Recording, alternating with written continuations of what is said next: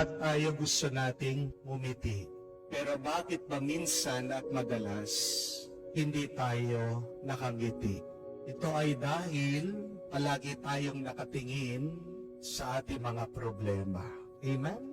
Pag nakasimangot ka, isa lang ibig sabihin na ang tinitignan mo ay yung mga bagay na wala sa iyo. Kung gusto mong ngumiti, tignan mo naman at pasalamatan yung mga bagay na tinanggap mo. Amen? If you want to smile, stop look at what's missing, but start thanking the Lord for His blessing. Amen?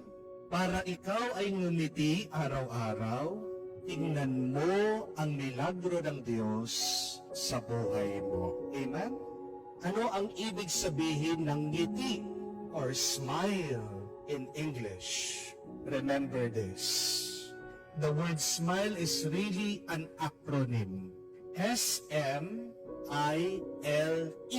It means see miracles in life every day. Ang ganda po, no? See miracles in life every day. Alam nyo na po, alam mo na, pag nakasimangot ka, ibig sabihin, you are not seeing the miracle in your life, in your day. Para tuloy-tuloy ang iyong tuwa, ang iyong pagngiti, ang iyong galak. Tignan mo, makita mo sana ang milagro ng Diyos sa buhay mo, araw.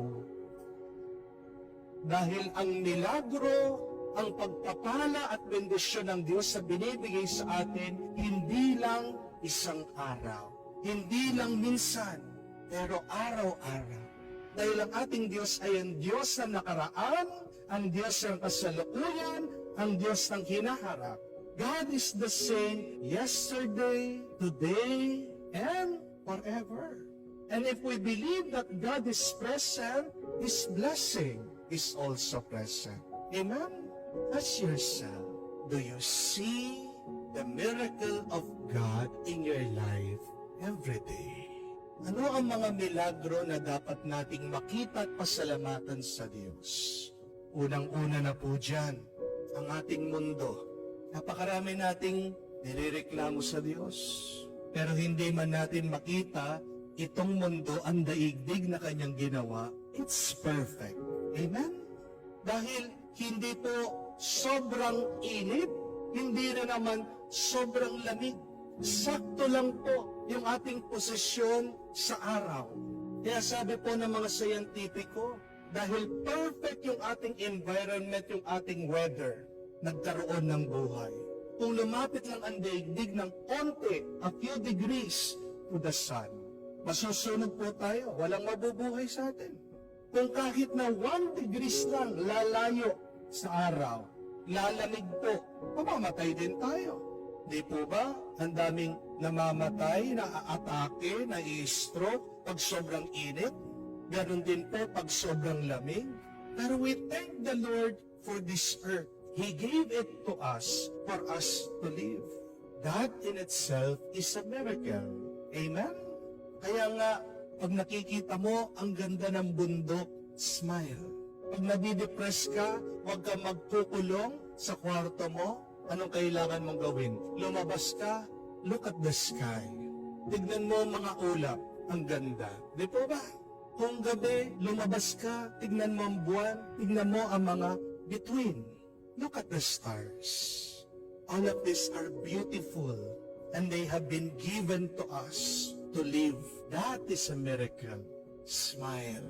Isa pang milagro na dapat nating tignan at pasalamatan. Ano po? Yung ating pangangatawan. Our health. Kahit na marami pong sakit ngayon, binigyan tayo ng katawan ng Diyos. It helps us. It is a perfect body. Ang dami pong nagdadialysis ngayon. Ang dami pong mayroong sakit sa puso. Maghahanap ka ng bagong puso, ang hirap makahanap. Amen? Maghahanap ka ng bagong kidney, napakakonti lang po na nagdo-donate, nagpapatransplant ng kidney. At kung gagawin mo, na magkakaroon ka ng heart transplant, kidney transplant, ang tanong magkano po? Sobrang mahal. Isang milagro tayo po dito sa Pilipinas na dapat nating makita, pasalamatan. Ano po? Na kahit na napakamahal ng pagbabayad natin sa hospital, we are free to choose our doctor. At magagaling po mga doktor natin. Kwento po ng isang follower natin, galing po siya sa Canada. Kahit na libre po ang gamot, libre po pagpapahospital at papacheck up sa mga doktor, hindi ka pwedeng pumili ng doktor mo. At yung mga doktor daw po sa Canada, hindi naman po ganong kagalingan. Meron po siyang isang kaibigan, simple operation lang po ang pinapagawa. Pagkagising niya, meron na pong colostomy bag. At buong buhay po niya, dala-dala niya yung bag na yon. Nagkaroon po siya ng complication. Nung ibig sabihin, hindi magaling yung doktor. Pero sa atin, kung ayaw mo yung isang doktor, lumipat ka, ang dami pang doktor dyan. At ang mabait ng mga doktor natin, di po ba? Minsan, di tayo pinagbabayad. Hindi po ba milagro yun? Kahit nasabihin natin, napakahirap ng ating bansa, mayaman tayo sa mga magagaling, mababait na doktor. And if you can sleep at night, see that as a miracle from God. Amen? Ang dami pong mga tao hindi makatulog. Hindi makatulog dahil may problema na iniisip. Yung mga iba hindi makatulog dahil kailangan nila magtrabaho. Ilang oras lang yung tulog nila. Di po ba? Kung kaya mong matulog na mahimbing dahil hindi ka natatakot na ikaw ay bobombain, di ba milagro yun? E kung pinanganak ka sa Middle East, e kung ngayon nabubuhay ka doon sa Gaza, kung saan may gera, hindi alam ng mga tao kung saan sila itira, kung saan sila pupunta. Hindi sila makatulog na mabuti dahil nangangamba sila na baka hindi na sila magising dahil baka sila ay bobombahin. Hindi po ba tayo blessed na tayo ay payapa, mahimbing na nakakatulog, nakakapagpahinga, tayo ay nakakapaglakwat siya, nakakapamasyal, libre tayo, malaya tayo pumupunta sa simbahan para magdasal. And there are a lot more things, my dear friends, to see in this life. They are God's blessing, they are God's miracle for us. Alam niyo po, isang milagro din. Pag ang isang tao kaya niyang makakita ng pagpapala ng Diyos sa gitna ng kanyang mga problema. That is also a miracle. That despite of your problems, despite of your pains, despite of your heartaches, you can still see God's miracle unfolding in your life. Napakapalad po ng mga apostol kasi nakita nila mismo sa kanilang mga mata ang milagro ng Diyos, ang Diyos ng katawang tao. Pero ano ang sabi ng ating Panginoon? Blessed are those who still believe and yet did not see for their own eyes. Mapalad ang mga apostol dahil nakita nila ang ating Panginoong Jesus, nakasama nila, nakausap nila. Pero mas mapalad sino? Yung taong naniniwala kahit na hindi niya nakita ang Diyos. So, pagpapalain tayo kung meron tayong malalim na pananampalataya.